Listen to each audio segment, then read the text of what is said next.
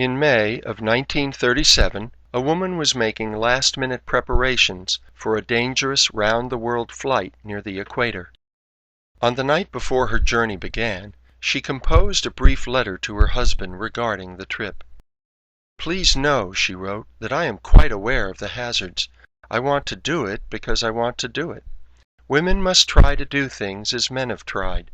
When they fail, their failure must be but a challenge to others."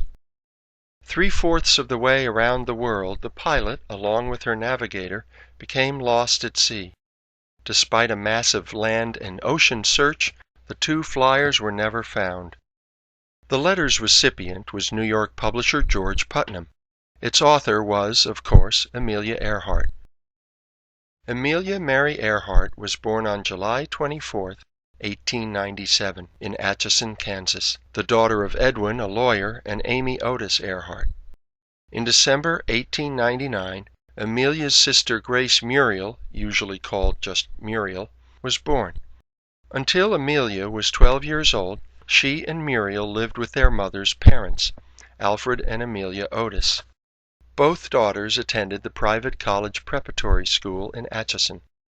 In 1908, they moved to Des Moines, Iowa, where Mr. Earhart had taken a job with the Rock Island Railroad. In 1913, the Earharts moved to St. Paul, Minnesota, where Mr. Earhart had obtained a job with the Great Northern Railway. In 1914, the family moved to Springfield, Illinois. Unfortunately, Mr. Earhart learned that a job he had hoped for there did not exist. Reacting to this and previous disappointments, Mrs. Earhart took Amelia and Muriel to Chicago and lived with friends. In 1915, Amelia graduated from Chicago's Hyde Park High School on 62nd Street. In the fall of that year, Amelia, her mother, and her sister moved to Kansas City, Missouri, where Mr. Earhart also had moved. In 1916, Mrs. Earhart used some inheritance money to send Amelia to a boarding school in Pennsylvania. During Christmas vacation of her senior year, Amelia visited Muriel, who was attending school in Toronto. While there, Amelia encountered wounded soldiers returning to Canada from World War I battlefields and was shocked at their condition. Instead of completing boarding school, she became a volunteer nurse at a local military hospital. After the war, Amelia moved to Northampton, Massachusetts, where her sister now attended Smith College. In 1919, Amelia resumed her own education by enrolling in Columbia University in New York City. After just one college semester, she moved to Los Angeles, California. It was on the West Coast that Earhart first developed her interest in flying. She made her very first flight with the aviation barnstormer Frank Hawks. Soon after that, she started taking regular flight lessons from a woman instructor with the delightful name of Netta Snook. By July 1921, Earhart bought her first airplane, a Kinner Airster, a 2-seat, 60-horsepower biplane. In October 1922, at Rogers Field in Los Angeles, she used her Airster to set a women's altitude record of 14,000 feet. She later sold the plane and bought a car that, after the divorce of her parents, took her to Columbia University. In May 1925, Earhart again left Columbia, this time for good. In 1926, she began working part-time at Denison House in Boston, teaching English to the poor children and their parents who used the settlement home's services. In the fall of 1927, she started working at Denison House full-time. At this point in time, Earhart's life had seemed to involve just one brief job or living situation after another. Despite not finishing college or showing other signs of quote-unquote settling down, Earhart was becoming a smart and capable person who understood more and more what she wanted in life and began taking a more active role in shaping her future. For example, in 1927, she wrote to another aviator, Ruth Nichols, about forming an organization for women flyers. This group, known as the 99s, started in 1929 and still exists. Before the 99s were formed, however, Earhart had taken her first big step toward becoming the aviation legend that she is today. In 1927, Charles Lindbergh had won the Orteig Prize of $25,000 after becoming the first man to fly nonstop and solo between New York and Paris. In response to this feat, the flyer Amy Guest planned to become the first woman to cross the Atlantic by airplane. She later decided just to finance the flight and called on associates to help her find a replacement. As history would have it, Earhart's future husband, George Putnam, and U.S. Army Captain Hilton Rayleigh were among those associates. The two men, along with others, convinced Earhart to fly as a passenger on board a Fokker F-7 equipped with pontoons for water takeoffs and landings. The technical consultant for the flight was none other than the polar explorer Richard Byrd. On June 17, 1928, pilot Wilmer Stultz and mechanic Louis Gordon took off with Earhart from Trepassey Bay in Newfoundland and headed for Europe.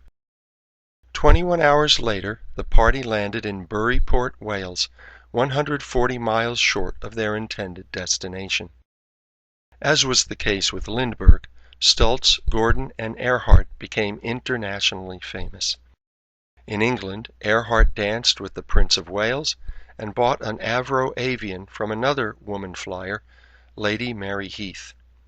Again, as Lindbergh had done, Earhart and her associates returned to the United States on board a steamship, not a plane, and received a hero's welcome in New York City, complete with keys to the city and a ticker-tape parade. Although on the flight Earhart had considered herself little more than a sack of potatoes, she received offer after offer to capitalize upon her fame.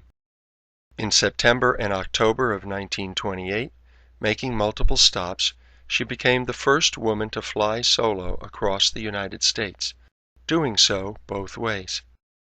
In 1929, she bought a used Lockheed Vega. However, the airplane performed so poorly that Lockheed replaced it with a better one. In December 1930, Earhart became the first woman anywhere to fly an autogyro, an aircraft supported in flight by rotating non-powered wings with a propeller to provide thrust. When Putnam had first met Earhart, he was married to Dorothy Binney, the daughter of a wealthy New York business family. However, the Putnams divorced in 1929, and in February 1931, Putnam and Earhart married. Putnam avidly promoted his wife's career, which kept him in the public eye as well. For Earhart, teaming up with Putnam involved ever more challenging aviation feats. In April 1931, she set the women's autogyro altitude record of 18,415 feet. In May 1932, she became the first woman to fly solo across the Atlantic. 3 months later, she became the first woman to fly non-stop from one end of the United States to the other. And in July 1933, she broke her earlier transcontinental speed record by flying coast to coast in just over 17 hours. In 1935, Earhart again set or broke multiple records. In January, she became the first person, man or woman, to fly solo from Hawaii to the West Coast. In April, she became the first person, again man or woman, to fly solo from Los Angeles to Mexico City. And in May, she became the first person to fly solo and non-stop from Mexico City to the New York metro area, landing in Newark, New Jersey. Earhart also began an association with Purdue University, providing career counseling to young women, speaking at public events, and advising the engineering school on aeronautics. In July 1936, Purdue helped her to buy a Lockheed Electra 10E. While waiting for the manufacturer to finish building the plane, Earhart began planning her world flight. To increase her safety margin for the trip, she first planned to fly around the world from east to west. In March 1937, she started the trip in her Electra, flying from Oakland, California to Honolulu, Hawaii. When she tried to take off from Honolulu to head farther west, she ground-looped the airplane and badly damaged it. She sent the plane to a Lockheed repair plant for major repairs, and her plan to fly east to west was scrubbed. On May 21, 1937, Earhart took off from Oakland, now heading east, and stopped in Burbank, Tucson, and New Orleans before arriving in Miami. She left the United States on June 1st, stopping in Puerto Rico, Venezuela, Suriname, and Brazil before making it to St. Louis, Senegal, on Africa's west coast. She then flew across Africa, stopping in Mali, Chad, the Sudan, and Ethiopia. From there she flew to Pakistan and India, marking the first time that anyone had flown from Africa to the Indian subcontinent. From India she flew on to Burma, Thailand, Singapore, and Indonesia before landing in Darwin, Australia, and then Lae, New Guinea. To this point, Earhart had flown roughly 22,000 miles. For most of the trip, she had been accompanied by Pan American Airways leading navigator Fred Noonan. Despite the hazards of the flight so far, the biggest aviation challenge lay just ahead. The distance from New Guinea to their next stop, tiny and remote Howland Island in the South Pacific, was roughly 2,500 miles.